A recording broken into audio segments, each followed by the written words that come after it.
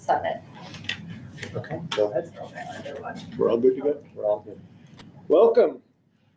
Welcome everyone to the January 29th, 2025 regular meeting of the Grand County Economic Opportunity Advisory Board.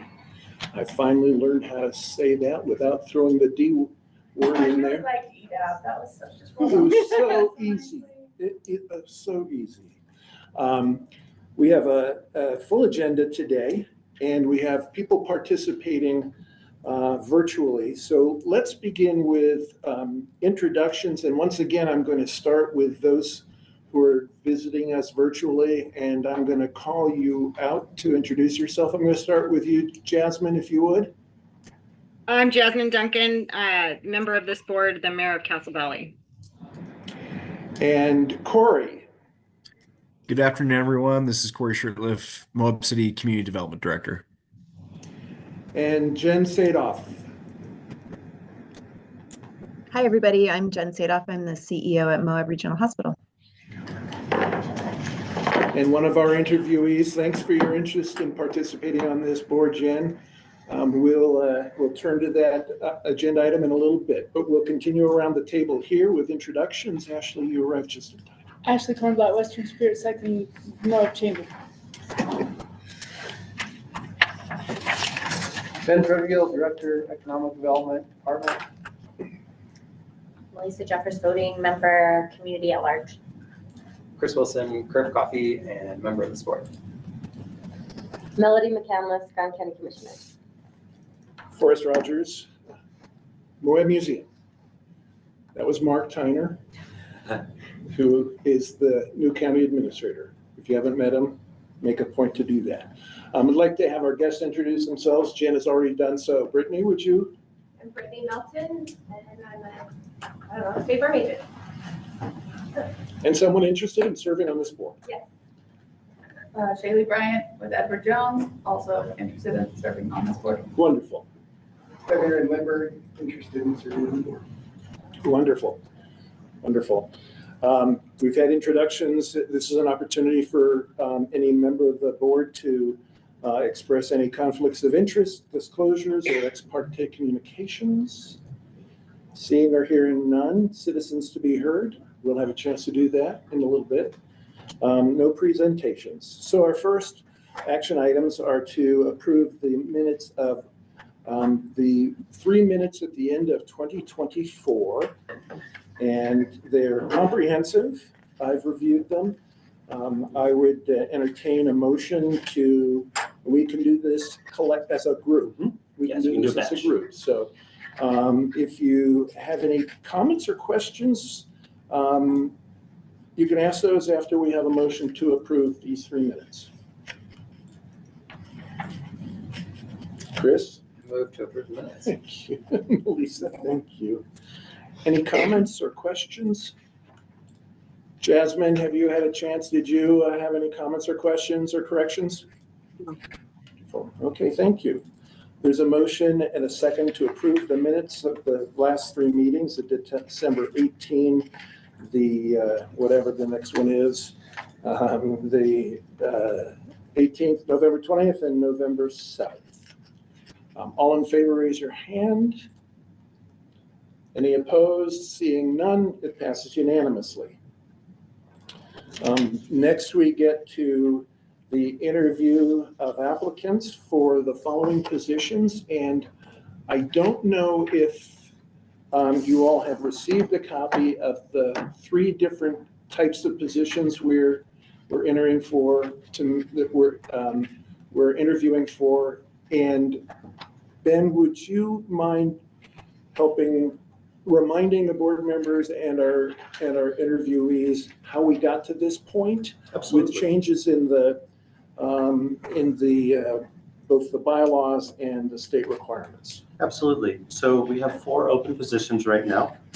1 workforce development representative, 1 member of the public who lives in the county, and 2 private sector representatives. All 3 of those positions are required as part of the state law that governs this board. Our board has chosen to extend its membership, so we have some extra members of the public and private sector representatives on this board. just to increase the participation from the community on the board. So we do have 2 vacancies. Chris and Melissa's terms have expired, so they applied to renew their terms. We also had an applicant yesterday, Sarah Barstow, who applied specifically to the workforce development role. And then we have, 4 other candidates today, 1 on Zoom, 3 in person. I don't know that it was comprehensively posted on the Grand County site of which seats were open. And so I would welcome folks who interview to let us know what roles they think they fit, and the board can ultimately make those decisions. Private sector and member of the public who lives in the county are both, I think, pretty well understood. The other one is the workforce development representative. This is someone that previously was serving from the Department of Workforce Services. We've clarified our bylaws to state that this is not necessarily the requirement, and someone who represents workforce in our community through a number of different ways can meet that requirement. They can be involved in human resources. They can work in a organization that places a prime on its workforce development, even an organization that just has a rather large employment number. We spelled these out on the bylaws. I'm glad to pull them up later when we're thinking about candidates, or now if anyone has any questions. Any questions?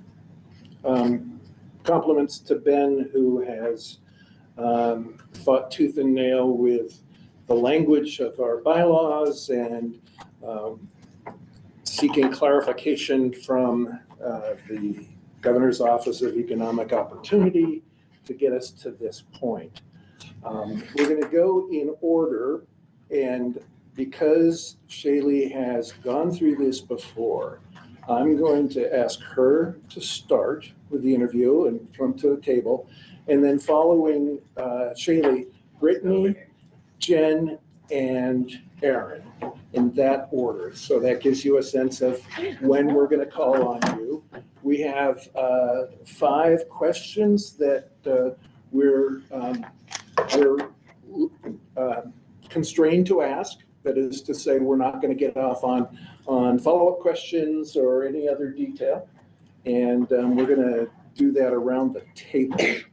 So May I interject one thing too? Absolutely. Since we have new people in here, we need to point out that we've already had 2 interviews so far. Okay, we got something. Ben got that, 2 interviews, and actually 3 total interviews. Okay, yeah, thank you. And that's an important point of consideration. Chris, Lisa. Oh, And And Sarah Sarah Barstow. And Sarah Larson. oh, okay, sorry. Okay, That's great. Okay. so I get the honor of the first question, and No pressure. you know, I think it's a question that's sort of rhetorical. Please introduce yourself. Tell us what brought you to Moab and which community activities you are involved in. Should start with like the one I'm not involved in. Just kidding. I'm Shaylee Bryant. I am the owner of the Edward Jones here in town. I came to Moab for a business opportunity. Edward Jones' advisor was retiring, and I got the opportunity to take over his book of business. So such a blessing. I have since put roots in here. I'm getting married to a 3rd generation local here. So I feel like that almost makes me a local. I know, it's real close. You're still a resident. I know. Soon you'll be a resident. I do live in the county. So that would help with that. But as far as activities, I have been on the chamber board for the last 6 years. I am about to be off the chamber board, which does give me a little bit more time. I have to take a forced break, which I'm actually looking forward to. I've been on this board for several years. I've been on the airport board. I have been on the budget advisory board. I am currently a member of the board of MACOLT as well, the Moab Area Community Land Trust, which I'm pretty excited about being a part of. And outside of that, I'm just still a lot of clients that are locals, as well as getting involved in sports activities for children, all the children. Wonderful. I think Thanks. that's all. Thanks for being interested in returning to the board. Next question. What do you think are Grant County's greatest assets and attributes? I actually think with Grand County, while I've been here, I've seen it change so much, even just in the 6 years I've been here. I honestly think one of the biggest assets that Grand County has is the ability to almost think on its feet when the change gets thrown at us. And I've watched it happen with COVID. I've watched it happen with having administrators leave and having lots of positions open within the county, having to change and think on our feet of workforce housing issues and what that looks like, and the fact that our employee pool is a little bit smaller. I think we are such a versatile county that is able to make changes when they have to happen. And I've watched everyone just come together and volunteer and say, I'll help too. It's amazing to watch the community show up for each other. And, I know we're not on all sides. We're not necessarily in agreement with each other on all sides, but when we need each other as a county, everybody shows up. And I think that is such a commendable thing. What do you think are Grand County's greatest challenges?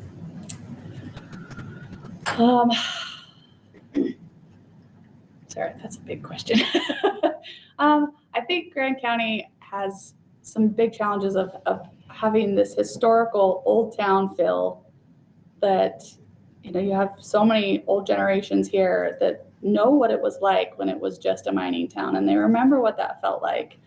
And to survive, again, being, very versatile and making sure that we did survive in the 80s, we switched directions and became a tourist town, and having that little bit of conflict that happens between people that want it to stay small and want it to stay quiet and want it to stay that small town, but still needing our economy to thrive. And that, I think, is challenging to keep your residents happy while also helping them put food on the table. And finding that balance, I think, is one of the biggest challenges. What professional experience and perspective do you bring to the board? Well, with being on this board, I think I've seen quite a few different, not just cycles of the actual rural county grant, but also going through, like when we did COVID and we were able to use some grant money for being able to diversify. And while I know that didn't necessarily end how everyone wanted to, I was actually on the board when we were going through days and days and days of having to read through all of those applications and assessing, like, okay, does this actually diversify our economy? And being able to see all those cycles. And then also having been, my background is finance. I've been in finance for the last 20 years.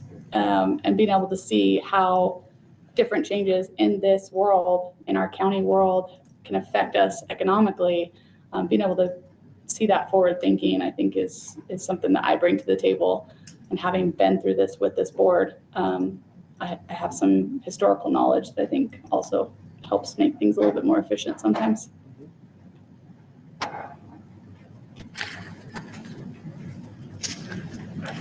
And I'm really loud also. You never, ever have to ask me to speak up.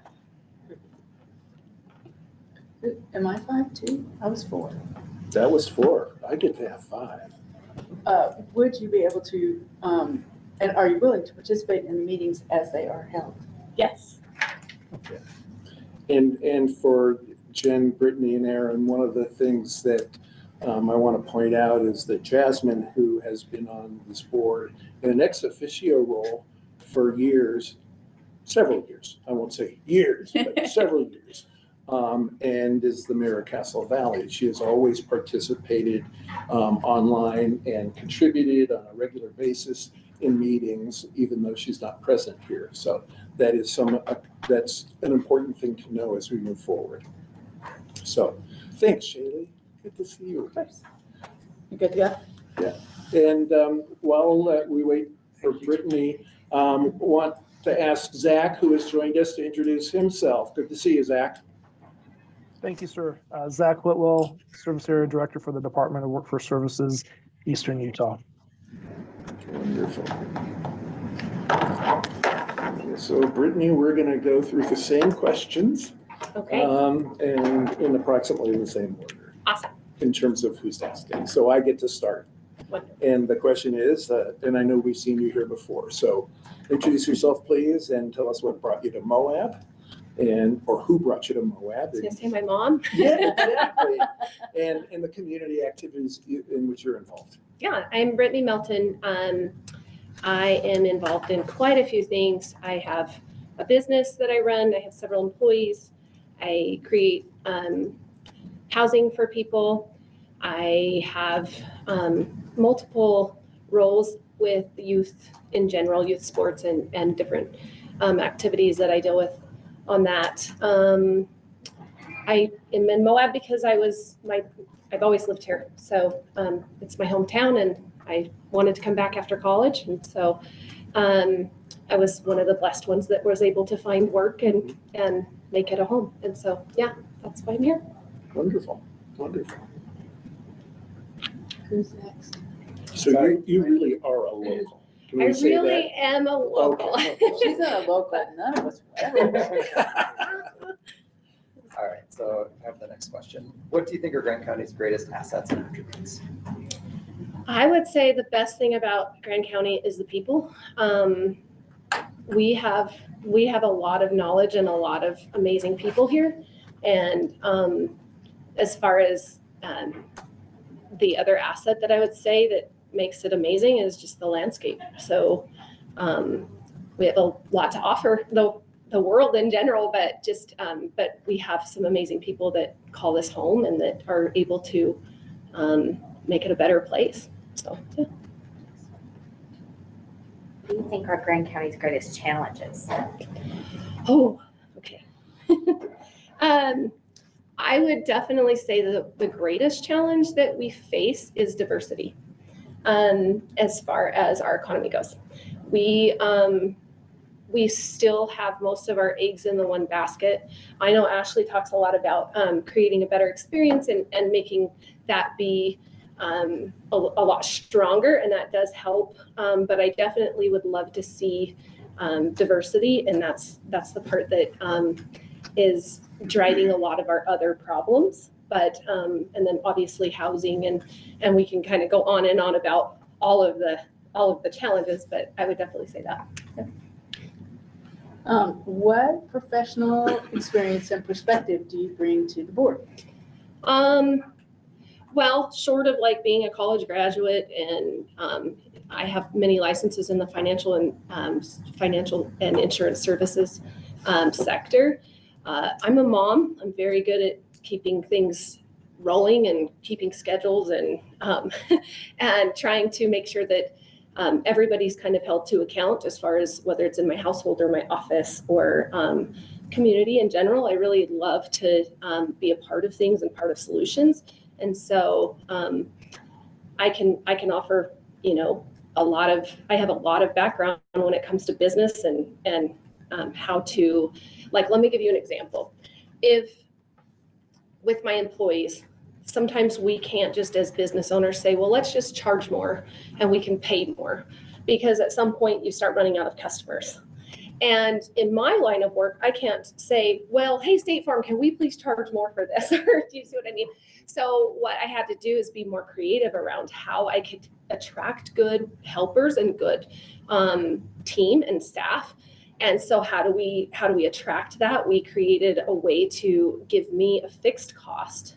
So then I could help offer maybe a car or rent assistance to a specific amount. And then it was something that was maybe just thinking outside of the box a little bit more, but then holding those employees and really being able to offer a better product because I have such a strong office now because of that. So it's just about being able to think on your feet and be able to adjust where you can and control the controllables and, try to influence the uncontrollables.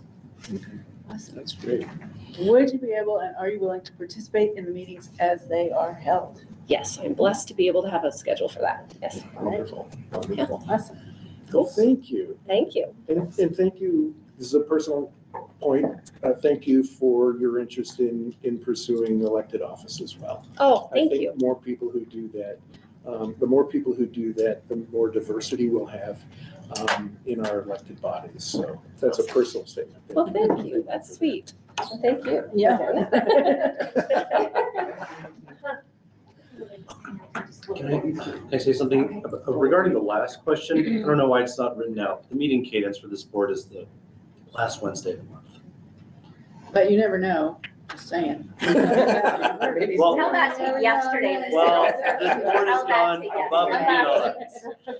Yeah. Gone above and beyond in the month of January. I thought we November should leave it 7th. kinda- There might be some- The minimum meeting. Yeah, Listen, I don't like correcting people, but there are times it's merited and unwarranted, so.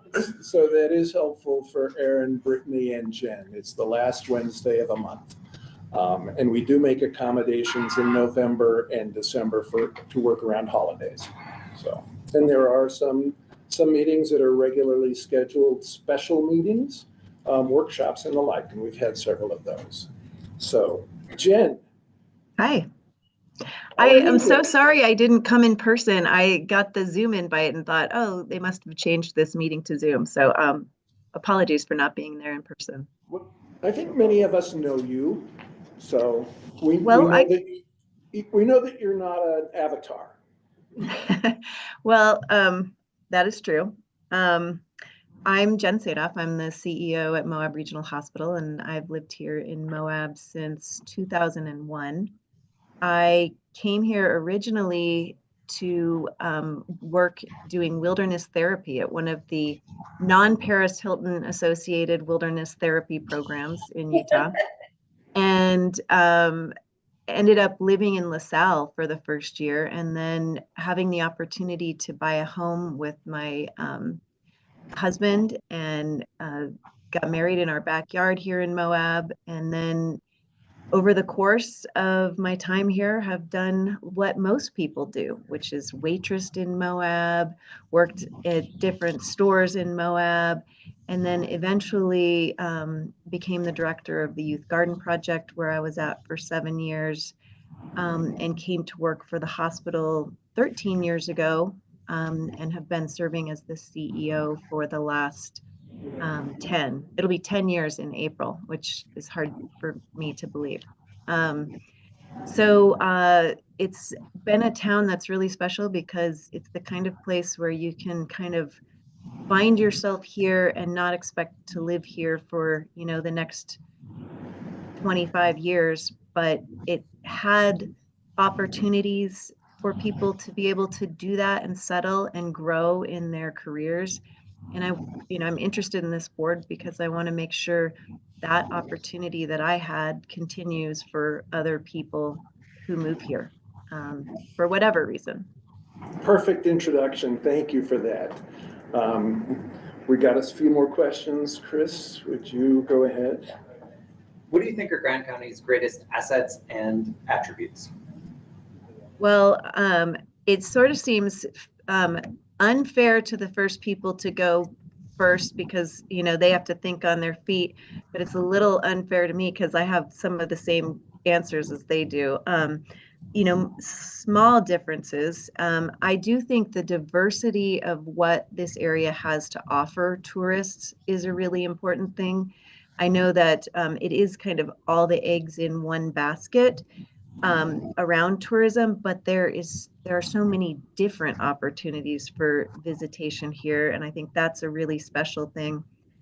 I also think the diversity of places to work at, and honestly, Moab's diverse nonprofit network is really big, because until yesterday, when for a few minutes we were all really worried about big grant funding being pulled, there's a lot of outside money coming into Moab through a lot of the nonprofits who are located here in Moab. It's also created a really kind of robust pipeline of young people into the community. I've gone to other towns around the West, and it does seem like those towns that have a really big nonprofit focused economic opportunity have some of the most vibrancy. And so I love that about Moab. And then I agree with Brittany. It's really the people that live here. It's this sort of, there's so many different kinds of people. Probably one of the biggest challenges is to, get them in a room working together for some common goals, but there are a lot of common goals that we all have. We all want our kids to be able to buy a house here and to be able to come back here if they want, or never leave here if they don't want. So I love the grittiness of the people who live here, the creativity of the people who live here, the loudness of the people who live here. I think that's a really special thing. Was that challenges? Oh, yes. What do you think are Grand County's greatest challenges? I think housing and transportation. I think there's a lot of opportunities for us to solve some problems with those things. I think they're really standing in the way of us having a basket that can fit other kinds of eggs. I sometimes even, here at Moab Regional Hospital think, should we be, when I can't attract talent here because of housing, should I be outsourcing some of the things that I'm doing in-house now because we just can't find people who can afford to live here to do those jobs anymore? It's not that the job isn't here, it's that they can't live here to do them. And so I think with some creativity around housing, around regional transportation opportunities, we could get in a place where there could be more diverse economic opportunities. And what professional experience or perspective do you bring to the board? Well, I like to say that everything I needed to know to be a hospital CEO, I learned from waitressing, and that is 100% true. It's a lot of balancing and juggling all of the different problems that are coming at you at once, but making sure you're kind of prioritizing the hottest ones. I've worked at nonprofits. I've written large, I ran the AmeriCorps program in Grand County for 7 years.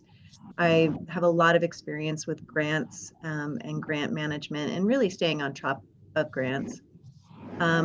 I think Moab Regional Hospital is the largest private employer in Grand County. And I do, I feel really invested in our workforce development and in creating opportunities for people who work here to grow, and opportunities for them to stay here. And whether that's stay here at Moab Regional Hospital or stay here and jump to their next big job, like, I've moved around in my career. And I've served on some state level boards and some regional level boards. I really value boards that stay focused on an agenda and an agenda that solves problems. I don't really like going down rabbit holes, but sometimes, I'll entertain it. So now I'm interviewing you all. Ashley said it's a good board that's very focused when I asked her about it. So, but I'm mindful that we have work to do. It needs to be done in a respectful way to each other and to the staff who are really doing the lion's share of the work. So I'm hoping it's that kind of board. I've heard that it is. Awesome. Would you be able and are you willing to participate in the meetings as they're held? Yes. Okay, thank you. Jen, I have one question. Sure, and I do want to say you have a lot of fantastic applicants for this board in seeing, Shaylee and Brittany and hearing Sarah Barstow, and I think there's Erin, Erin, I couldn't quite hear who, but so do know that it will not hurt. I felt the need to step up because I know there's sometimes getting anybody to serve on these boards is difficult, but please know I will not be heartbroken to not have another board to serve on. So. Understood. Thank you, Sarah. Thank you, Jen. Appreciate your time, and we'll look forward to seeing you in person sometime. Thanks. Okay. Should I Uh, leave after this? Is this a good time to drop off? Or will you have follow-up questions? You do not have to. Okay. You're welcome to stay on as we move into deliberation. Okay, I Also, just wasn't sure if you wanted to have some privacy in that process. Right, and also I think we're not able to ask follow-up questions kind of Right, based on yeah. the standards, like you have to do the standard format for each of the Right. interviews. You're welcome to give the board privacy, but it's a publicly held meeting, so we'll be Okay. doing everything publicly. Thank you. Thank you. Aaron, come join us up here.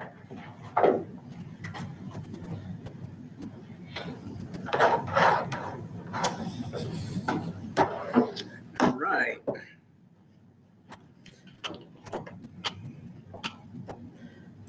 And I should mention to Zach that we are in the process of interviewing a number of candidates, including somebody who will take the workforce services role that allows you to return to your full-time job. Thank you, guys. I appreciate that. We appreciate your participating with us. So Aaron, the question is, please introduce yourself and tell us how you came to Moab and what you've been involved in here. Yeah, I would like to just start out saying that I started with a New Year's pledge that I was, instead of watching like dumb TV and stuff, I was going to dig deeper into county policies and started reading land use codes, general plans, and then I landed on your department and I was like, oh, hey, like I'm on the planning commission. We're doing a whole code rewrite. And I thought that I could add some perspective onto that. I see that you have two incumbent people and I really respect the continuity of like institutional knowledge. And so I'm like, I would still like to be involved. I think you should, vote how you will, but okay, that part of my pitch over. I came here as a seasonal employee and I think I'm an example of a Moab success story. I'm now a homeowner. I am in my last year of getting my master plumber's certificate, and I have my own plumbing business, but I still work for an hourly wage for a local plumbing company. Technically, I make below the Grand County median income, and I have 3 roommates. I feel that like I'm in there in the thick of the struggle. I got in there and like climbed myself out. I think I would have the perspectives to offer in my journey, my experience in Grand County. My political journey, I was on trail mix for a number of years. So that kind of got me started getting in Grand County politics. And then one of our former planning and zoning chairs had a broken water heater and suckered me into the Planning and Zoning Commission. And I had I thought I would be dealing with building codes. And it was nothing about building codes. And I've really gotten into planning and zoning. And like I said, we're doing a complete zone rewrite, and the Venn diagram between planning and zoning and economic development. I mean, they're like right there, and we have a major opportunity to write into the code things that would foster economic development. Like, I think what we're seeing in the county is, and in the city, one of my business partners actually on the county, or on the city planning and zoning, they have an explosion of home occupation businesses. And one of the things I think that's because of that is because commercial real estate, not available and expensive. And so I think I would in our future land use map, we're coming up with ideas for neighborhood commercial, ideas like that. And I'm like, oh,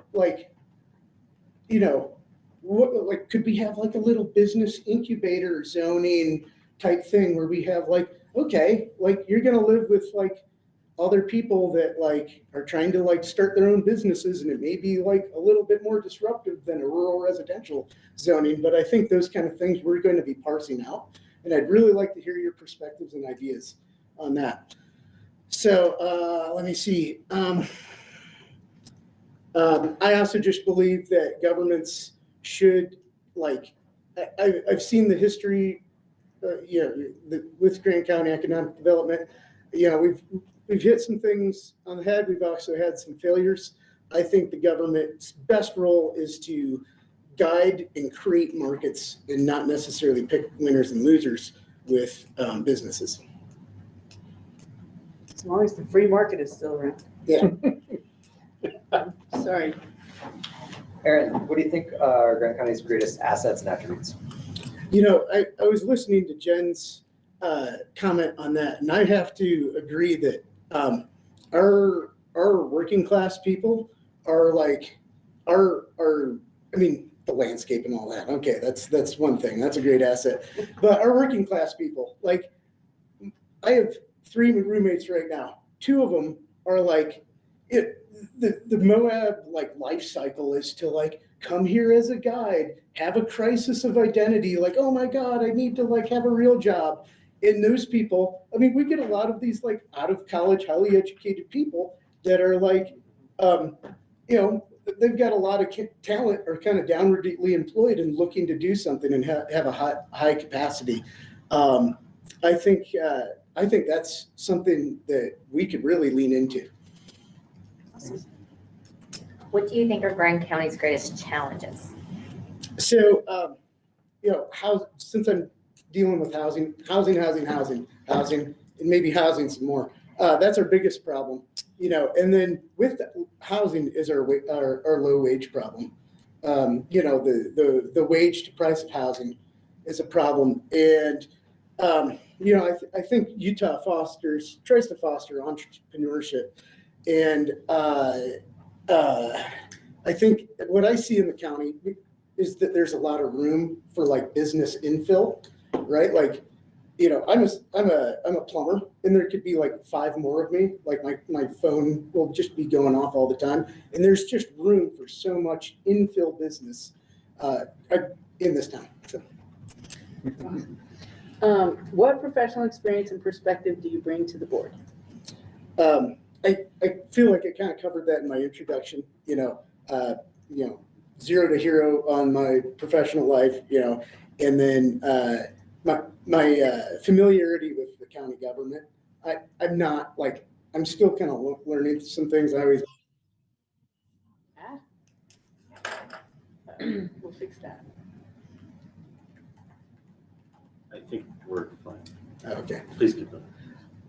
I kind of make mistakes a lot of times. I think I sent to the general commission an email I did late at night and didn't proofread it all, and then the next morning learning. I think on these committees, the key is how to get discussion items into action items and then get it before the commission. I understand the process, and that is the key to these county advisory boards. Yeah. Awesome. Would you be able, and are you willing to participate in the meetings as they're held? Yes, and I would like to point out that on both my trail mix and planning and zoning meetings, I almost had perfect attendance the whole time. I even called in on Zoom for Lagoon Amusement Park once. And I'm listening, so, I'll try to be there. So. That's awesome. Can I infer that your interest in housing, and you identify that as a critical issue for this community, has nothing to do with who your other 3 roommates are? One of them, we're going to die together. Okay. Thank you so much. Yeah. Thanks, Aaron, and thanks for being here. Yeah. It is now time that we move to a discussion about our candidates. We do have 7 candidates for these positions. And would you one more time run through the positions? Absolutely. And the qualifications? Sure. So we have 1 member of the public who lives in the county. We have 2 private sector representatives and 1 workforce development representative. I should note that these are all voting positions.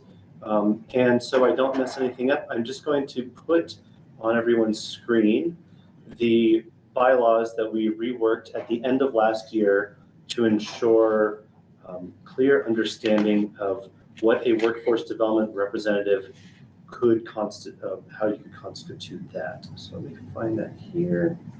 So sorry, the first one's called member of the public and the other two are called private sector? Yeah. Member of the public who lives in the county. Mhm. So they're actually, it doesn't matter that member of the public, I'm a member of the public living in Greene County. So, But does it but I matter could if you also, live in but I the could also city be of a Moab? private sector That's all, representative. it's all within the county boundaries. Okay, so that's super general. That's what's the Yeah, difference these between? come from the legislation Yeah. That started, that okay. started that asked us So to they're- have a board in the county. Okay. So we aren't really distinguishing between private sector and member of the public, or there isn't a super big distinction between those two. A lot of people could probably fill up both categories, but some people might not fill private sector so well.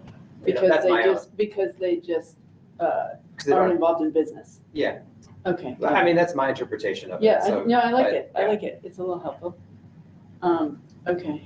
And just so everyone knows, the 4 qualifications that we worked out with Governor's Office of Economic Opportunities is their input that made into the bylaws, letters A, B, C, and D. I'll do a zoom so we can maybe see them just a little bit better. This is a criteria that we can use when we're determining who fits the workforce development representative role. I will say that when it comes to state code and what's laid out, the private sector and the member of the public are also laid out in state code. We haven't felt the need to clarify that with the Governor's Office of Economic Opportunity before, but that is the extent of the language they provide. So that's basically it. And it could be one of those, not all. It's not all criteria. Absolutely, yes. So for instance, the hospital would oversees regional employees where they need to review. And Sarah fits C pretty well. Okay. Yeah. Yeah. Yeah.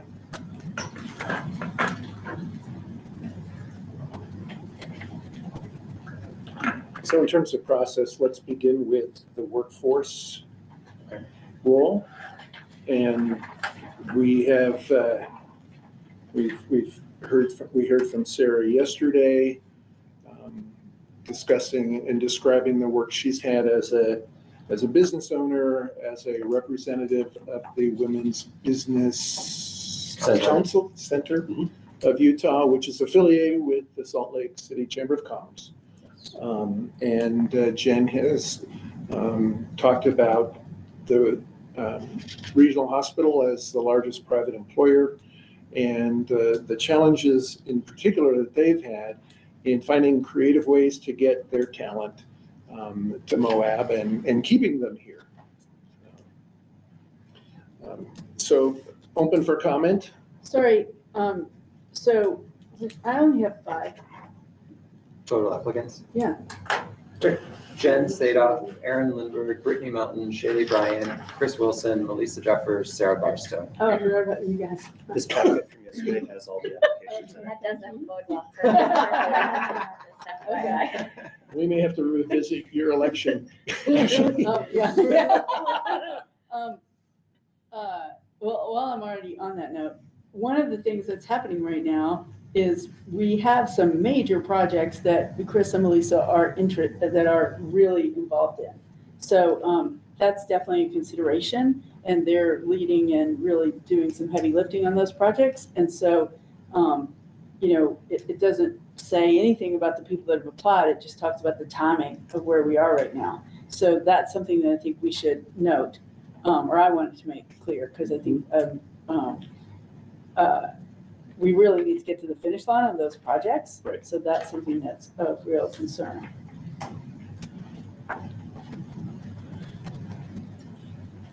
Okay. I mean, on workforce, I think we have 2 excellent candidates. I mean, that's all I really want to say to start is that I'm just very happy that we have 2 people that I think are very qualified for the position, would bring a lot to this board, and were impressive in their interviews and their professional experience and their long-time commitment to Moab. So I just feel really good about both of the candidates. Mhm.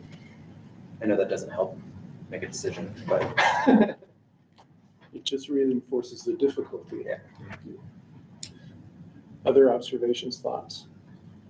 Well, I don't know. I think that because Jen is the employer, the biggest employer in town, and has really been working to grow at the same time, that's really incredible experience. And I think also just her grant experience, since what we're dealing with a lot is grants, I think is really valuable. I mean, honestly, I wish we could take all of them, really. Can we do that? Or big enough. It's great people. I mean, this is a high-class problem for us to have. Jasmine, do you have any thoughts you want to enter into this conversation about workforce development? Just echo everyone else. I mean, we have really strong candidates, and we always have that problem with this board. And I feel like either Jen or Sarah are going to be fantastic and serve the board well. This is sort of, do we have some members that haven't been participating? They resigned. We had one That's that the spots that I think Oh, we're, I that's think how we we're got to this reconciled. I many think spots. we're where we need to be. Okay, I'm sorry. Yeah. I couldn't really, suddenly I was like, Like, are you still trying to find a way for everyone? yeah, I To am. be I'm on the still, board. yeah, hasn't some other people? Okay. All right. Well, I want to nominate Melissa and Chris, but I don't know what category to nominate them for. It would be like what they're already something in. Ashley? Sorry. Would you repeat that, Jasmine? I really feel like Ashley does about Melissa and Chris. I think we've only had them for 2 years when I believe the bylaws now say that those positions would be a 4-year term, don't they? Yes. I don't feel like we've tapped them out. And we are in the middle of some really contributing to. Yeah, I really feel like I kind of feel like we need to resolve that. I mean, unless people feel differently, we need to resolve that, because I am quite concerned about that. Yeah. I can't make up for them. None of us can. And none of us can. And then All of you us people can. don't know. Yeah, I just really want to see the main project that we're working on with regard to the general plan get to the finish line. And so I'm just gonna. I thought we could get that out of the way. Unless you really want to do workforce first. Well, there's a motion on the table. We need a second. Can I nominate them both in one motion, or do I have to? Yes, but can we specifically say what positions we're Yeah, nominating to? what positions? I have in? a process question Sure. before you do that. Mhm. Is it inappropriate to go through folks first and then evaluate positions for categories of fit? And the reason why I'm asking that process question is because if we're looking to what the board's purpose is, which is grant making, I'm looking at specific skill sets or experience that relate directly to that. Because everyone has amazing experience, so I'm just looking at experience that will be helpful and fill gaps. But if we have to do it by each individual role by process, that makes it a little bit harder to look at filling gaps with our expertise to fill roles. Does that make sense? I think so. I don't know. I default to the chair on how do you want to lead the discussion. I would just say when you're making motions, it should be decided at that point who you're nominating and to what role. To what Short of that, you're welcome to have to structure the conversation that way. Well, I think what you're saying is that Can we back into it? maybe, but I want to get this other piece resolved first, actually.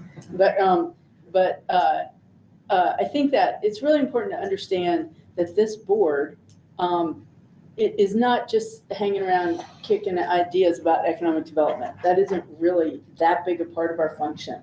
We aren't really like a big part of our function is grant making.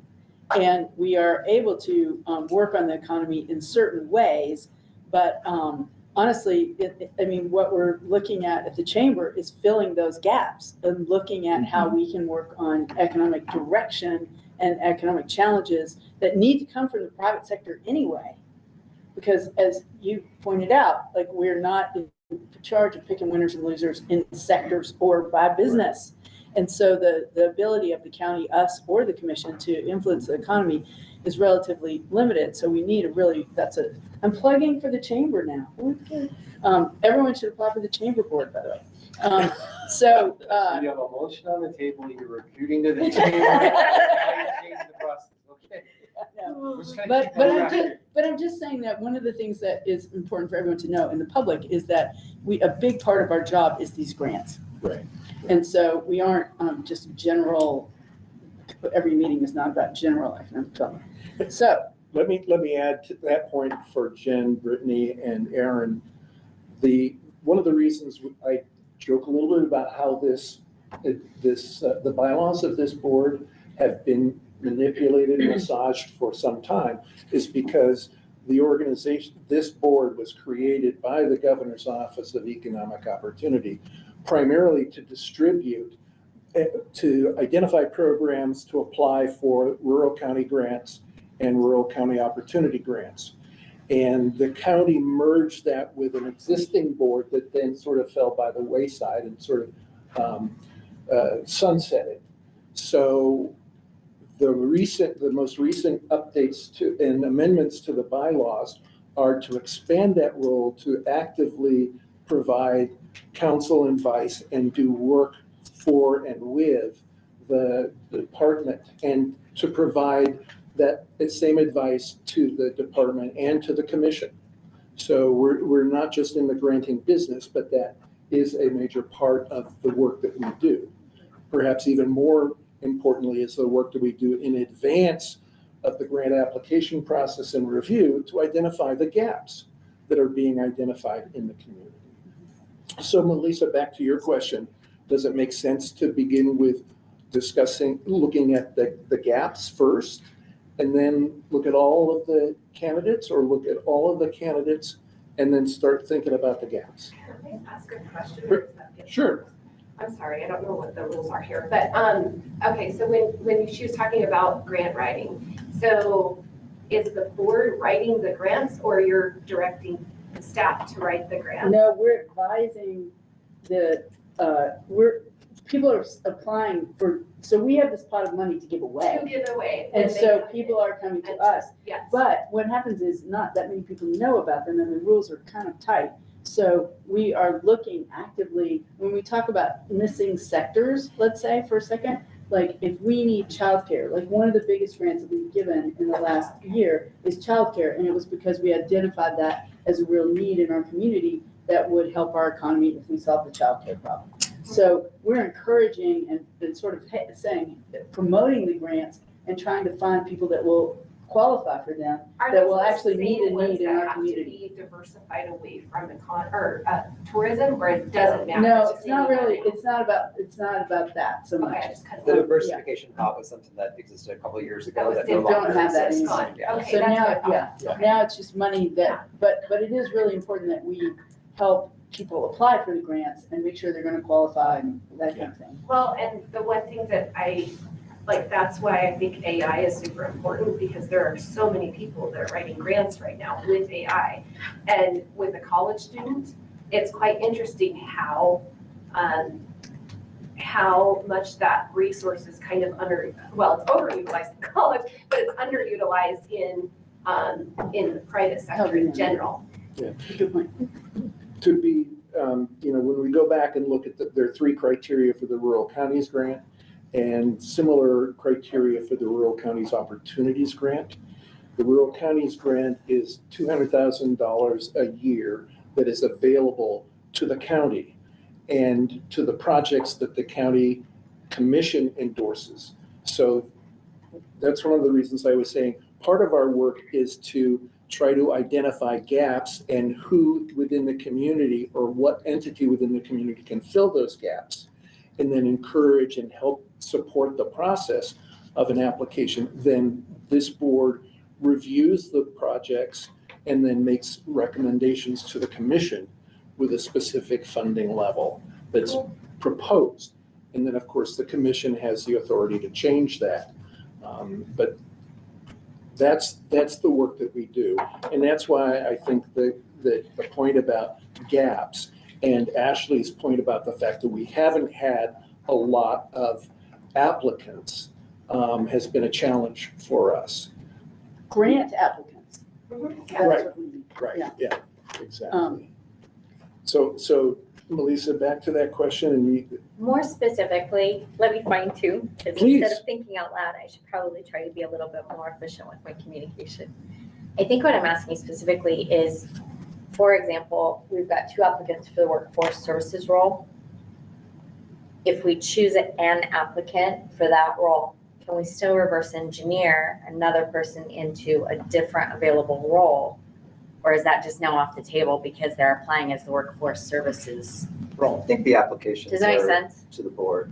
I mean, Okay. and then I think it's up to us to nominate people into the various positions. Yeah, I So, think so that I if you- understand, I agree with If you voted for one of them that you've identified for workforce services, then they could still move in, so the one that didn't get on the board for that specific position the could other still positions. be considered for the just general That's person that what lives in I'm the asking. county Okay. or whatever. So, I mean, they can be Got it. moved in. And then I'm just curious, so, and we only identified those 2 for that sector, so Brittany wouldn't qualify for the workforce sector. She works for a regional,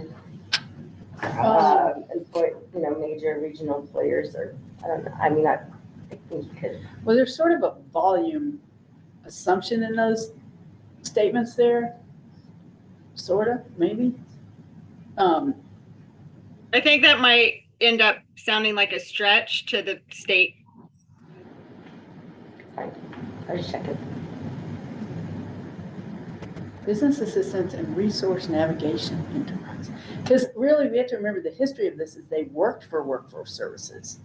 So we really are looking for someone with a lot of employment expertise, or that's the focus of their work right now. So like Sarah's job is to find, is to put. see, but Is that right? I want to caution against keeping in line with workforce development. That was a mistake on our part. Oh. We clarified the bylaws because we were continuously making the mistake that it had to come from the workforce development department. It Right. doesn't. Got it. This is the criteria that they need to meet. It could be anyone. But to follow up on Jasmine's statement and what you just said, Ben, it's also important, I think, for us to keep in mind that the lack of a workforce development representative on our board put us in non-compliance with state rules and was one of the hangups with his current grant cycle. So we don't want to mess with it, is my sort of take. I do think we can be, we can stretch beyond what we did in the past, for sure. We've been guided to do that by the state. But I also think we want to probably make sure that they do fit pretty strongly into one of those categories, just specifically because there's been this historical issue there with the state. Well, that we don't want to mess and what with. we're looking for is big picture knowledge about what's going on in our community. So, so like the number C, engage in business assistance and resource navigation, that would almost be like business consultant, like some of these people are around here. Yeah. And then workforce training programs, that's basically the program Sarah's doing, kind of, Yeah. right? I mean, if I was applying for this position, I would think that I would fit in that scope, because of my job and counseling customers. I have 80 customers, and I've been, helping them grow and consulting See, I with think them you fit for- more in larger economic business. Yeah. You have a lot of business knowledge. Our biggest problem is how the heck are we gonna hire enough people to make things go and I think that's what the state, so I just think it's more about, not so much, that's a huge amount of business knowledge of how things are going in the economy, but I don't know, and you're seeing them with their workforce problems, but you're not directly associated with their workforce. I don't know, it's hard to say. I was curious, yeah, it is hard. It's really hard. It's hard to, My goal navigate it. was to take something vague and make it clearer. I understand that is a tall order when Well, it I'm comes perfectly to. fine Okay, for well, us to go I with- think both Sarah I think and it's Jen, sufficiently opaque enough for us to move forward. I think Jen and Sarah very clearly fit into this. Jen is an individual who employs, oversees a major regional employer, full stop, that's clear. And then Sarah is involved in business assistance and resource navigation, like that's her job, is to help businesses evolve. Yeah, So I agree. it feels like those 2 people clearly fit. I think we should probably stay with that for the moment. And I 100% agree with that. And what my clarifying process question was, is then does that disqualify us from considering one of the the two other. of them for one of those remaining roles. Can we reverse engineer using those roles? I think so, because the To- other two, the other two categories of private sector and member of the public are so vague, they both Exactly. fit into them. So, Would private sector not kind of just insinuate they need to be in the business community? Yeah, that, you're right. Yes, that's right. So maybe Sarah, well, neither of them actually then fit into private sector if we say that they're supposed to be a business.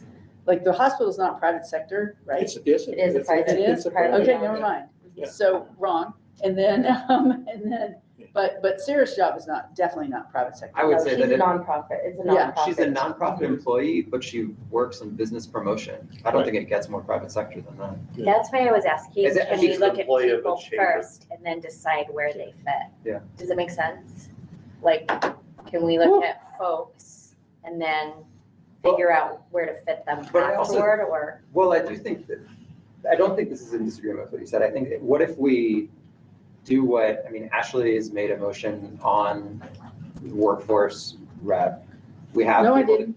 You didn't? I made a motion on the other two. On YouTube. On Oh, YouTube. I'm sorry. Sorry. I just directly, Okay, I like went sideways from what the chair was trying to do. Sorry.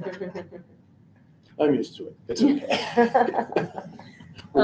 Cause, well, so, but I was just trying to get through the check, get moving. Right, understood. So let's come back to, you put a motion on the table. Mhm. So let's have a second to that and we can go ahead and start there. So, I'll second. Okay, so it's been moved and seconded that Melissa Jeffers and Chris Wilson are being recommended to the commission as members of this board, but we're not going to slap a designation on them at this time. If we must, we will say that they are private sector representatives. Well, I think Melissa's currently a citizen at large, public. and Okay, I'm then, currently better yet. private Okay, sector. so We keep them in could that. change it if we need No, to I later think- on, but. yes, Okay. we can have another motion that changes their designation. So the motion is to recommend Melissa Jeffers as an appointment as a member who lives in the county, and Chris Wilson as a representative of the private sector. yes. That's a motion. Jasmine has seconded, and we should vote. So all in favor of the motion, say aye or raise your hand. I think you guys have to vote. Okay. Do we have to? Yeah, your current members. Well, you can Well, we weren't gonna have enough. Well, we want to have a quorum. Yeah, we wouldn't have had a good number anyway. I'll choose to vote. The motion passes. There we go, unanimously. So. And again, for Aaron, Brittany, and Jen, the project that, and the process that Melissa and Chris have been working on started way back in the summer as the Trails to Tomorrow strategic plan came out.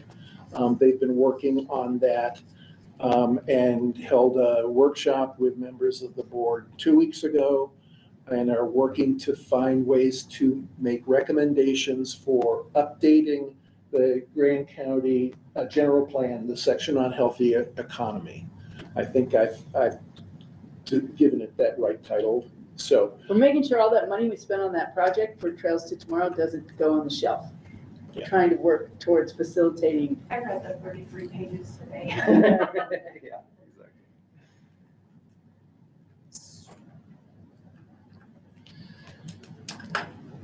So then we have one, so now having done that, and then the next question in terms of process would be to look at other candidates for the other private sector representative and workforce development. Melody, do you have other feedback for us as we're moving forward? No, You don't have to, I just think wanna- they're all just wanna great. make I sure think as that they're we're- all amazing candidates. It's exciting that we've had so many in all the different boards, so. Yeah. Your agenda item, so. My agenda item. Yeah. I won't stray. Yeah, that TV dies sometimes. We're still online. I think I think the more people, there have been times in Moab when the same people are serving on all the boards, which I kind of think promotes a little special form of group think, where there's just a lot of like some of the same ideas and same background. And I think on the diversification standpoint, we really need as diverse a picture of what's happening in Moab as possible, and that this board would benefit from, having broader perspective. I feel both ways about that because I agree with everything you just said. And I also really think that strengthening the connections between some of the boards or across some of the issue areas is a really useful thing. And so that's what brought Aaron here today. Yeah. I think that whether Aaron ultimately ends up on the board or not, I really appreciate that and think that there's something positive. And even if we don't end up with these people on multiple boards, I think we should make a stronger effort to make better connections between some of these boards so that there is a cross-fertilization of ideas and an alignment of some of the things that we're trying to do, because I think that's really important. So yeah, and I see benefits in. That's a really good point. I was thinking more about TCAP, this board, and the chamber. And so if because those are all boards that you're on. Yeah, and it's like the same. Well, I'm going to get off one of them here, so not this one, the TCAP one, because I'm just temporary for that. But yeah, that's right. And I don't like it that it's I think we want more diversity, and I also think, by that I also mean new people who haven't served. I think that's really important to develop those. But I don't think the Planning Commission is cross-contaminated as much with those other boards. So that's just what I was thinking about more that we have. And there are in those boards, like Ben has to sit on the chamber board. You sit on this board. Brian sits on the chamber board and the travel board. So that's where it gets sort of like, oh my gosh, So anyway, I just think growing our board population in general is important. I also want to say, just being on these boards and being advised by them, so I don't want to weigh in at all on who you pick, but especially after the TCAP, these are publicly held meetings and boards that allow for citizens to be heard and also outside participation. It's just the board is the voting member.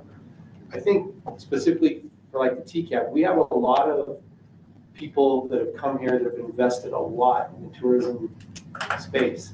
So I've encouraged them that if you didn't get on the board, stay engaged, come to the meetings, be in the citizens to be heard, and start letting that board know what your issues are so that it's not a small advisory group. And I would say the same thing in this is, this is these are open meetings with open dialogue that I think there should be as much input from the outside that is at least lets people know what some of the temperature is out there. And there's also value in what you're saying, more public people who aren't on the board coming to these board meetings so they know what we're up to and they know whether this is the right board for them. And then if they do apply, they already kind of know where we are. That's another we need an on-ramp kind of to getting more folks. Okay. Are you about to say something? No, I'm just ready to move on to the vote. Good, okay. So let's move to the workforce development role. I think that having reflected on it a little bit more, I still agree with everything I said at the beginning, which is that these are two excellent candidates. But I do think that Jen, as CEO of the hospital, has more experience with workforce. And I do think that's a really key issue in our community at large, and something that having some sort of real in-house expertise on the board would benefit us. So I'm leaning in that direction. I don't know if we want to have more conversation, or I can also present a motion. Usually we make a motion to have a second and then you have discussion. So Let's do it then. I make a motion to nominate Jen Sadoff as a workforce representative for this board and to make that recommendation to the commission. It's been moved and seconded. And is there discussion, additional comments? I'm just trying to hire one person right now and I'm losing my mind. So I don't know how she keeps the hospital staffed. I mean, I think it's amazing. So I think that the more we learn about how that is working and what we can do, what kinds of things we can do to make it better, it's got to help everyone. Jasmine? I think they're both great candidates. I hope that Jen's statement about not feeling bad, not being selected wasn't her way of telling us she really doesn't want to do it. But she did show up. And I think it's a great selection. Okay. Lisa? Anything to add? I have said a few times before, I feel like having expertise that we can pick around benefits, what's available to employees, training programs, all of those things is a valuable resource for us to be able to ask and glean information from. Yeah. And I think that would be really helpful to get from Jen. Tell me the other person's name because Sarah, because I'm horrible with names. Sarah's the reason why I was asking my clarifying questions is because I feel like she's so in touch with the business community that I would hate to lose that also. So that's why I was asking, but I feel like Jen's expertise in being able to have subject matter expertise around benefits, employees, programs, training, those types of things would be very beneficial. Okay. So move seconded, statements have been made in support of the nomination of Jen Sadoff for the board, We'll vote. All in favor, raise your hand. Okay, it's unanimous. Jen Sadoff will be forwarded to the commission for appointment.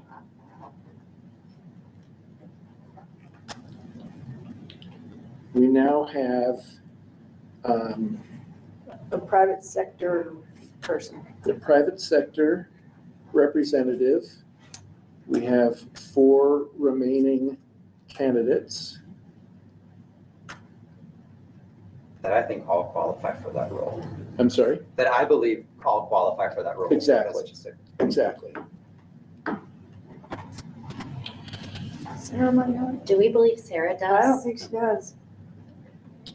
I mean, I think that her program, we should learn more about and work more with her for sure, because I think it's really important. I think there's a big opportunity to do that, but I just I'm trying to avoid any snafus with the governor's office. That's why I think I'm asking too, like, could we move me into private sector and have an individual from the county? Do I meet those requirements?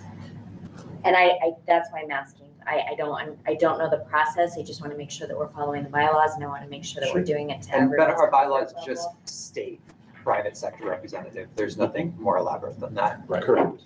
So if we were to do that, how many of the remaining candidates are actually live in the county? I believe everybody does. Yeah.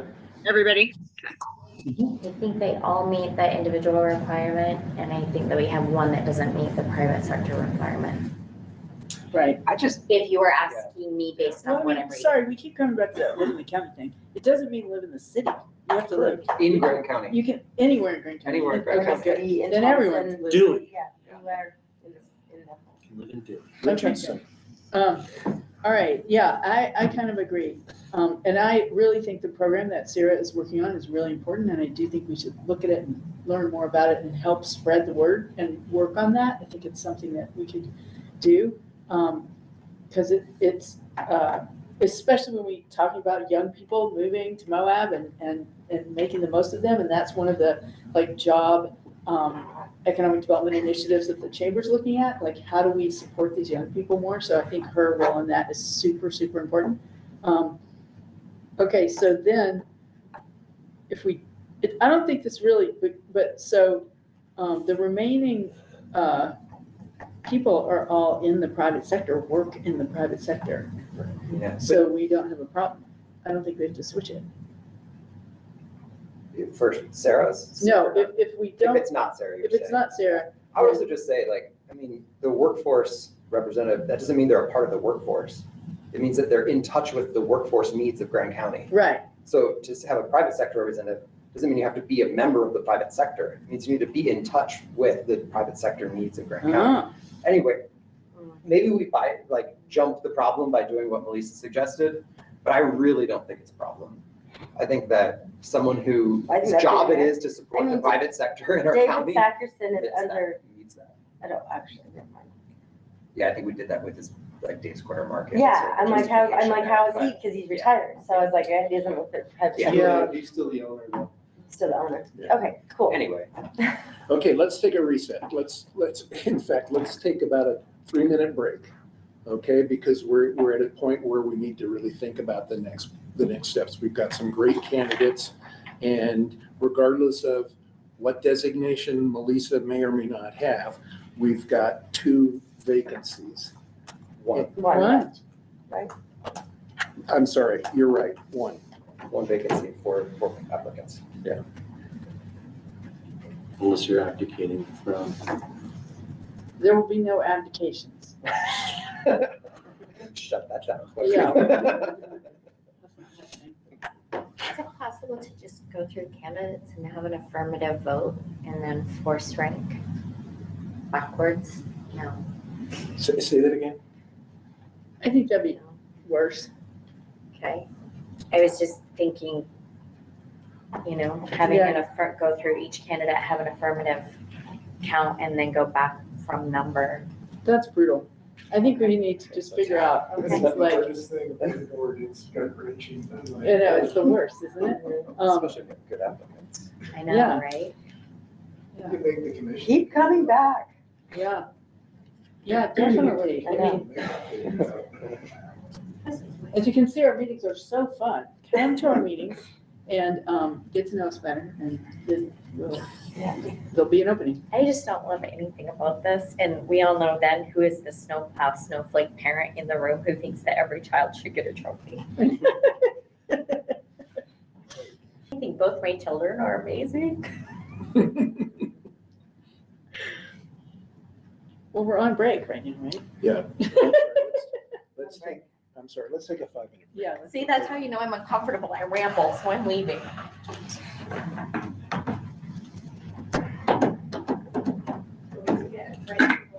I've seen most of you guys in my little YouTube video. Okay, Chris, I know you're okay. Oh my gosh.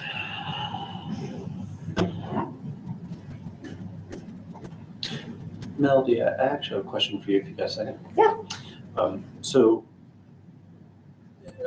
Part of the commission agenda for next week is going to be our revised scope for the Rural County Grant. I'm going to ask the chair of this board to present it, and I'll kind of be on hand, kind of letting the chair take it. I was wondering if you wanted to be listed as a co-presenter, if that was something you were excited about or whatnot. It's totally up to you. I don't really think there's a precedent either way. I just wanted to see if that was like an item you wanted to help bring forward. No, I think I'll comment on it Great. as a commissioner, but I don't need to be listed as a, Perfect. yeah, I'm listed as the presenter for this, Yes. but I think that that's fine, and I can comment because I was in that meeting. Cool. So. Thanks. Yeah, of course.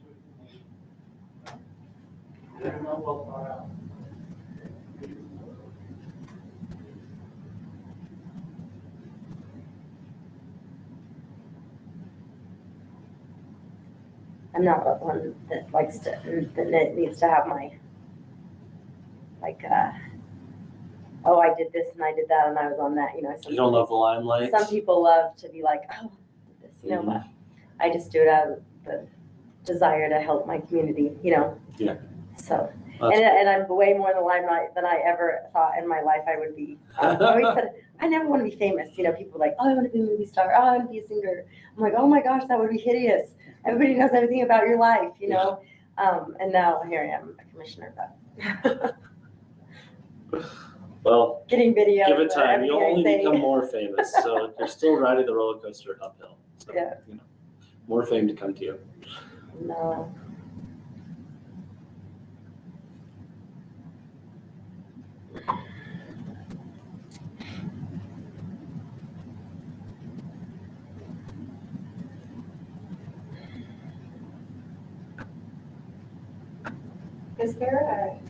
Can I see Sarah's answers in the packet or anything, or is that not how? You can watch them on yesterday's It was videoed.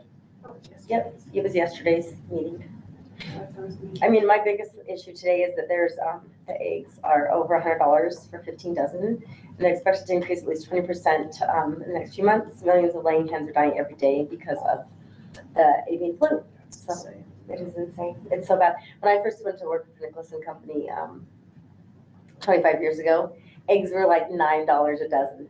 When you think about like that, they were $9 a dozen 25 years ago, or $9 for 15 dozen. Yeah. Yeah. And now they're like $9 for 1 dozen, and it's, or even more. It's crazy. And so, I mean, like breakfast was like the cheapest thing to produce, and now it's like $1 an egg. You know, so it's as expensive as a hamburger. Yeah. 1 egg. It's crazy. Yeah, you like know, restaurants, so, like. yeah, how they're that all changes raising. their Yeah, economics I mean, and and that's stuff. me every customer every day. I'm like, yep, you're raising your prices. Yep, you're raising your prices. Do you still do for Nicholas? Yeah. Do you deliver to National Ability Center? Yeah, Okay. I'm the rep for that customer. Park City? No, we have one here. We And Park City, yeah. It's the same organization. They do the rafting stuff. He works for We him. did a lot of Yeah. stuff with National Ability Center in Park City. I did not know that we had one Oh, here. cool. Yeah, Literally our did little, not know. it's a little satellite campus for rafting. What do they do? Oh, rafting. Mhm. Okay, Yeah. all right. Yeah, people love Nicholas bread on our trips. When we break it out, people go gaga. They're It's like, a Salt City bakery, baking company. It's I massive, learned but that. yeah. Yeah, people love it. Okay, we're back in session. Thank you for accommodating a short stop. We do have one position remaining to fill, and we have 4 candidates. I think there's been some discussion about each one of them, and the question is whether somebody wants to make a motion right now to nominate a person and then move into discussion, or we can take the time and just review the qualifications and fit for everyone. I would just go ahead and make a motion for the sake of time. Okay, Go from there. And I'm gonna motion that we nominate Aaron. And I'm gonna do that because this is the first time I've ever met Aaron. And I think that his experience on the planning commission might be helpful in tying together some of the work we're doing with the general plan section writing. And I'll just start with that. there's a motion. Do we have a second? I second the motion. Thank you, Jasmine and Chris. Jasmine has moved and Chris has seconded a motion to put the name of Aaron Lindbergh to get forward to the commission as a member of this board. Comments, questions, concerns? I think the points that were made about the, some of the planning and how it affects the economic development opportunities is a really good point. And I don't think there is that cross-pollination going on between this board and that board at this time. Right. So no danger of groupthink. Could I comment? Yes, of course. Thank you. Part of the board's membership is a non-voting role of the planning and zoning director. I know that Amy, we've spoken to her before, and she still desires to see planning and zoning in some capacity represented on this board, but she herself has not had that capacity. So that is perhaps one of the reasons why we haven't had, the board is designed so that synergy is built in, but unfortunately she's been unable to attend recently, so that has not been the case. And a clarifying follow-up on that, I know that Corey's attendance, hi Corey, is here as a representative of the city. Yes. Is he also wearing a planning hat as well, albeit not for the county? I don't know if Corey's moved above that position at so he still I think has his hands in it, but He's even more, I'm just kidding. he's not the only Could- doing planning and zoning.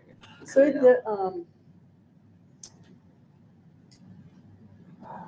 y'all are not gonna like this. Could the planning chair appoint, like, I'm pretty sure that on the chamber, I'm able to recruit, appoint, ask one of my Yes. board members to attend this meeting. Could the planning commission ask Aaron to attend this meeting? I think this board could lead that conversation as an agenda item with her in the future, but right now I would work under the presumption that that's not the case. The bylaws specifically outline the director. And then they would be a voting member anyways. So I mean, it would just be like Aaron showing up as a community member without a vote, but still coming, like. Good point. And we don't have any more information than what you've given us about Amy's future participation in the board. I mean, it's optimistic. She wants to be here, you know. I just know that department has a lot going on and is, you know, staff challenged. Yeah. I think that it would be, it would benefit this board to have Aaron's voice on this board, given the knowledge he has of the community, given the nature of his work, but also the fact that we tend to have people who are in more professional roles. And he's in a profession himself, but he didn't characterize himself that way. I think that there's value that will come to us and our perspectives with, you know, from somebody who's 3 roommates and is doing, you know, hard work every day, but still making time to be active in the community. And I think that's a perspective that certainly I don't bring to this board. And I think it would be valuable. So that's what I would say. Any more comments? Any more? Anything else? So we have a motion and a second. So I would ask for all in favor of this nomination to raise their hand. And it is unanimous. We have unanimously recommended putting forward to the commission the name of Aaron Lindberg as a member of the Economic Opportunity Advisory Board. Private sector representative. Private sector representative, thank you. Thank you all very much. And Brittany, and we'll say the same thing to Sarah and Shaylee, please stay in tune with this board and in touch with this board, because the more people who are engaged in this board's work, just as we're formed to advise the director and the department, but also the commission, we need advice and counsel from the community. So please. Can you guys give me an idea as to what the downfall of us 3 were? I don't know that we said there was a downfall. I think all of the comments were that we have great candidates. Yeah, I just wondered if there was like specifically anything that stuck out for any of us. I think our biggest challenge right now is we didn't really have as many openings as it looked like we had, because we really want to finish this project with the. Well, no, and I think so that's that fantastic. was. I'm just wondering if there was something, because this is the second time applying, so I just wondered if it was like a specific thing that I am not seeing that this board needs, that my expertise or even the others could have brought. I can't speak for the board. I can just speak for myself. Your expertise, your experience in the community, the way you've built your business are all really positive. Yeah. Okay. They're all really positive. Definitely. Yeah. Thank you. Thank you for applying. Yeah. Oh, yeah, of course. And I'll just remind the board that when folks apply, the vacancies during that year can be filled with prior applicants. So if there's an opening this year, we could fill it with any of the applicants that we heard from in the past round without having them coming back and reapplying and re-interviewing. Yeah. Yeah, that I think is a really important point, because we have had some turnover and could have more. Right. Exactly. So we really appreciate the interest. I mean, it's super important.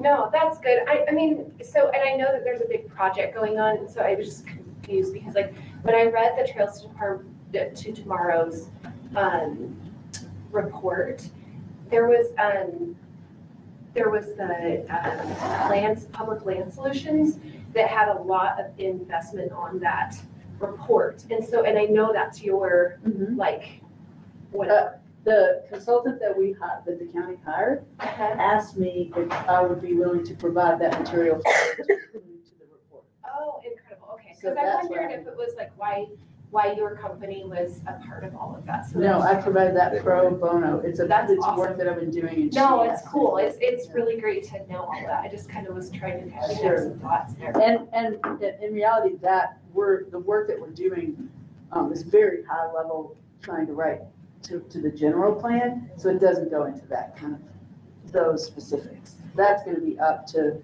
really the other, if anyone picks up on that piece, it's more likely to be the travel council, really.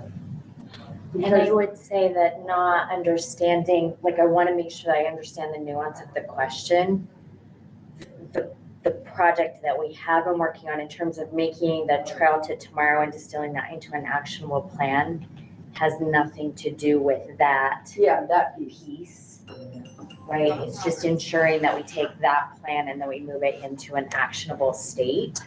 So it doesn't become like a prior plan, I think.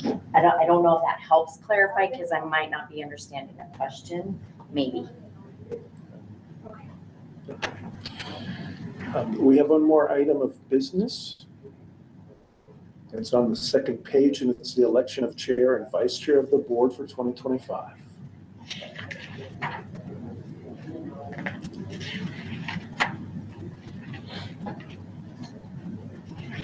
And So does it, I don't know, I'm willing to go through with this. I also feel like if we're going to have new members of the board, wouldn't it make more sense to have the board, as it's going to sit for the year, make the election of the officers? I agree. So the appeal goes to Ben. He told me we have to do it today. Okay, well, we can ask if what Ben, I didn't what their realize need that for that that was is. even a thing. I thought that as long as, for example, the chair was still on the committee, the chair is the chair. Do the bylaws require an annual change to that? I don't think the bylaws. I don't think anyone wants to But do what you're every single one doing. of them that I've been on, every board, everyone I've gone on this month has had that vote on their thing. Okay, So I mean, got it. it just must be an annual thing. Do Okay. you know that if they elected a chair today, and they wanted to change it at a later meeting, they could come back and change the officers if they would have thought they needed to reopen it? I would imagine that you could change the officers, because I know I was discussing, I mean, just like with the commission, they voted new chair and vice chair every time. All of the boards I've been sitting on, so this is like the fifth one. It's the annual done. I'm so It's the sorry. annual thing that they've done, so we've got the new members and then they have selected, and generally has stayed the same people that were already there, because it's just like, why change it? But, unless new people came on, or like, for example, if you didn't continue, then they'd fill up the vice chair, but, so it seems like it's an annual thing, and it can change, because, in the middle of, if you change, if it's needed to, or somebody wants to step down, I think it's something that can change Got it. mid-year.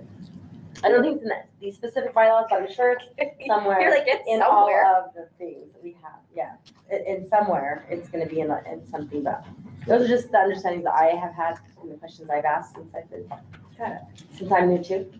Mary would really know, but So Ben, the question was, do we have to vote on officers today? It's been suggested that we wait until the full board meets and is comprised, has its new members seated. Is that an option for us?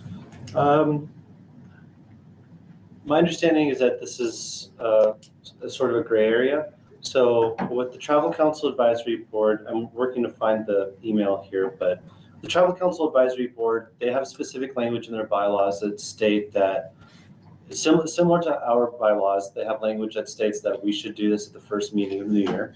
But they also have separate language that this board does not have in its bylaws, in which, you pull it up to quote the exact language, something along the lines of strives to have a full board before it makes officer appointments.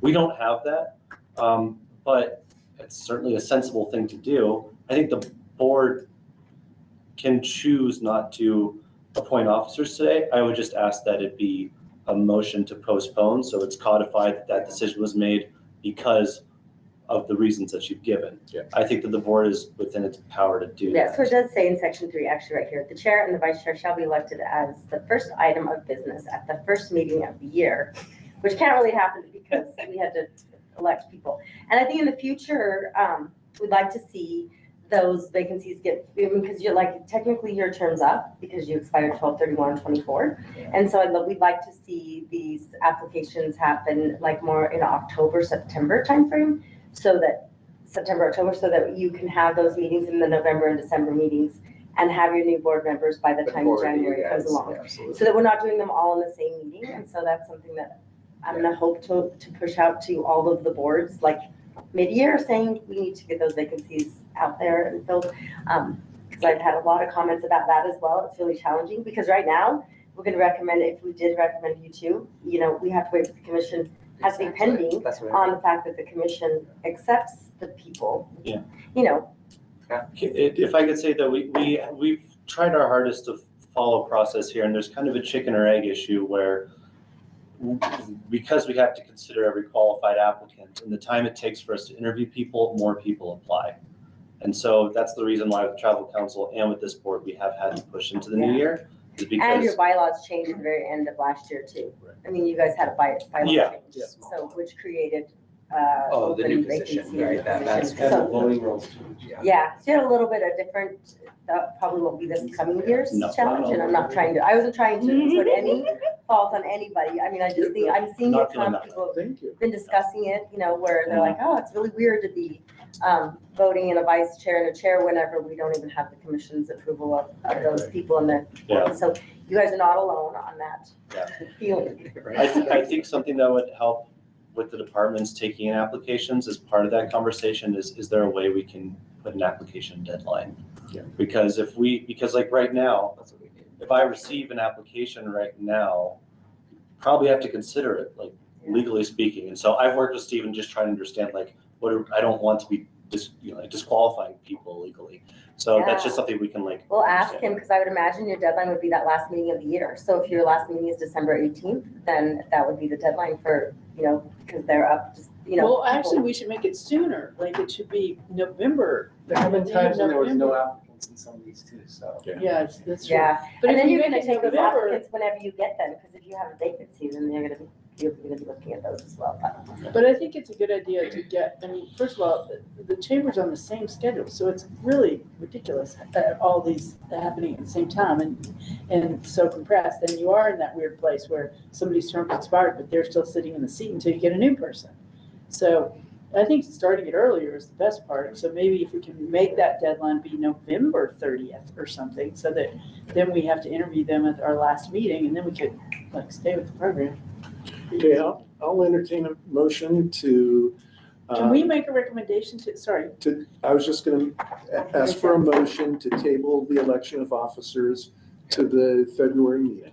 Oh, great. Motion to. I'd like to move to Yeah, table it, just postpone that discussion and the election of officers for this board to our next meeting in February after the commission has approved nominations. Great. Is there a second? Okay, it's been moved and seconded that we table election of officers for 2025 to the February 2025 meeting. All in favor, raise your hands. It's approved unanimously. Can we make a recommendation to the commission to put a deadline on regardless of, I mean, can we make that recommendation? Can we recommend to the commission that they give boards a deadline, make a deadline for applicants to be, can they do that? Well, I'm gonna ask Stephen. Okay. I'm gonna talk to Okay. Stephen about it to see what the legality of that is, and Yeah. then we'll go forward with that. Okay, Because that'd I be think great. that it's Yeah, it's just a process issue. I'm seeing that being a Get process approved. Well, it just issue. keeps it keeps Yeah. later. Thank you, Melanie. Thanks. So, Okay, that's look forward great. to that. That'd be great. Thank you. The last item on our agenda is a discussion of topics and experts to engage for general plan drafting process. I recommend we defer that to the February meeting as well, because all we were going to do today was just have a quick update for the board on the work that's being done. I think we can just defer that and have that as a major item on the February agenda. Can I just make a 20-second announcement so that just to try to like help us move that forward? Absolutely. So one of the things that we wanted to ask and have a little bit of discussion on is like, who else in the community and or Grand County government should we be engaging to help write their specific sections of the general plan? So that it's more like food for thought, like take this and just, let it steep for a little while over the next month so that we can try to call out some of those people at the next meeting so that we can then go out to them after that and bring in that expertise that we need. Yeah, I think it might be better if we go ahead and draft something instead of asking them to write it. If we drafted it and got their input on it, would be probably. Yeah, there are just some sections where it's like, honestly, it's more appropriate for somebody who's been working on planning and zoning, for example. I mean, maybe now we could just ask Aaron if he's, accepted on the board to take over that spot. Yeah. To help write that section. Yeah. Right. I mean, it's like, I don't know, my experience with government is like you do an interagency process that passes things that are being written to make sure that all the various perspectives are being held. So it's just like that, in my opinion. So there are some things that I don't mind helping be the first draft, but some things I know Ben doesn't either. Yeah. But there are some things we're going to write about that I don't feel qualified to be the drafter on. And so if I was to write it, I'd be, it would need to be not just like revised, but rewritten by somebody who has that expertise. Well, you never know, you might get it on the next, but I think you have a good chance. Anyway, we can kind of like, we can do some of both. I agree with the goal, I was just thinking the tactic might be easier. And I think it's probably like pick and choose where it's needed really as to where it might be more appropriate to do what you just suggested to, because both are good processes depending on. Something that might be helpful after the commission approves the new positions on the board is to send out the drafts, like Melissa's draft and your draft that you guys have been working on, so that they have that to look at before they come to that meeting. Because I think that, I only got it like the day before when the agenda came out to read it for the workshop. And so I think if they had a little bit longer, would be good. So I know, it's probably a public document. You can send it to them now, but we should just be official. And I can ask Ben to do that, just to pass it on so they have an advance notice of what is going on. Wait, to the commission itself? No, No, to the new members. Oh, good. Yeah, after the commission approves It's the not new prime board time members. ready, yeah, okay. Yeah, good. Sorry. we have the new ones. Got it. So they're not getting it like the day before, Yeah. Just give them time. And I want to really, I think that we want to, when we present it to the commission, we really want to like do a presentation and make sure it's, that there's ample opportunity for questions and. Yeah, and all it's that. not even close to that. Yeah, it's not close to that. Do you guys have a timeline for that? Well, that's what I was gonna ask next. What is our timeline? I think that's a good question. All right. I think if we knew if there was a deadline or a timeline from the commission that we needed to hit, that would be something we should consider also. Yeah. But I don't know that I think we should create it. Yeah, I think you should say that, because right now, obviously I wasn't on the commission when this was commissioned to you to do. Yeah. And so I don't know what they're. Yeah, honestly, this comes from, in the previous general plan, it stated that there would be this, like, a strategic planning process, which was the Trail of Tomorrow, and then from that, an update to the general plan. So this is like something that goes back a few years, like from before I was even on this board, that language was put in place without a specific timeline to it. And So I I think it's kind of honestly, it's up to us. Really, after our probably more than discussions anything. yesterday, I think that some part of me would say put a pin in this project, only because I think that we need to look at those grants that are coming up and some of the ideas that were coming out of the meeting yesterday and to really explore those, because I think, to me, they have more direct impact on our community sooner than this. And not that it's not secondary, but, not that it's not important, but I think that, if we need to make a plan for those grants that are coming up and we want to do something different than just hand it out to people and be more creative with it, then I think we need to do some work around that. And that's just my opinion after I'm grounding on this. Yeah, no. That's good. That's good. I think Melissa. No, I hear that, and I just wanted to clarify also, just in terms of timeline, when you talk about any draft that I did or whatever, because you weren't here at the time, because I was really clear to the board. That was literally just me alone saying, hey, so that we can get out to the public what we're prioritizing in terms of grants and really start thinking about spending the time researching and answering questions and whatever. Like, can we have a framework to talk about what we're looking for in terms of the grants and prioritizing and a filter to move through? So the general plan, like whatever I get assigned, I'm happy to work on whatever, but I also want to make sure that we don't lose what is our timeline in terms of publishing to the community and what kind of grants are we looking for, and are we taking enough time to research, to your point? So, like those to me are separate. yeah. Yeah. Okay, now I'm gonna say something really big, broader.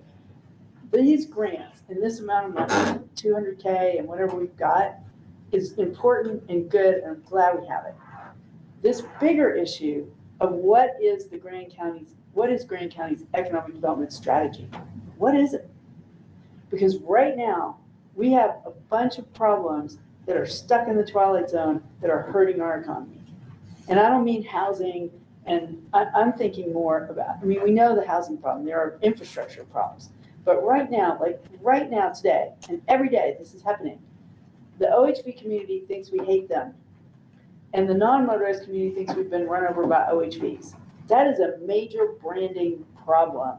And until we figure that out, which the Chamber's working on some ideas that we're gonna present to the commission, and some totally separate stuff that can happen, doesn't need government, it's gonna happen in the private sector.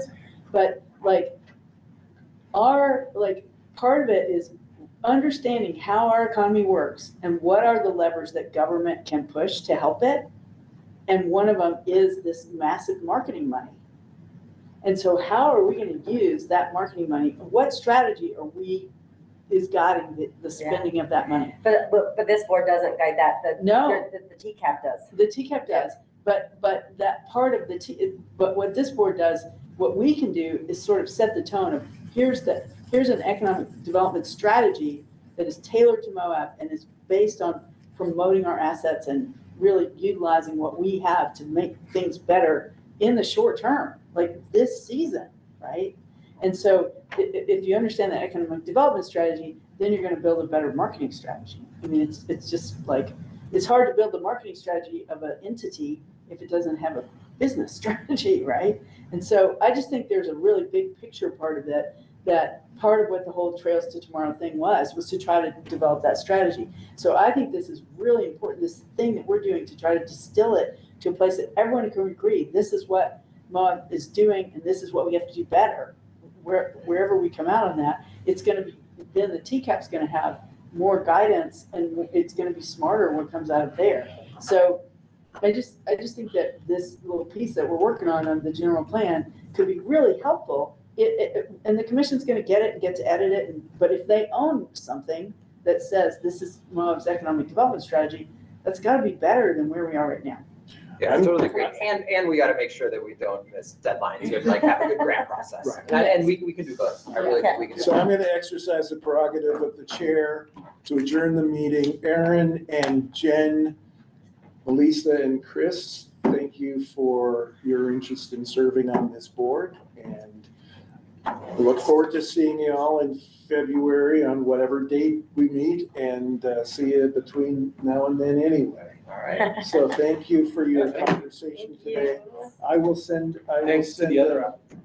I'll send. Yeah, great group of applicants. And I'll send a note to each of the three who are not appointed.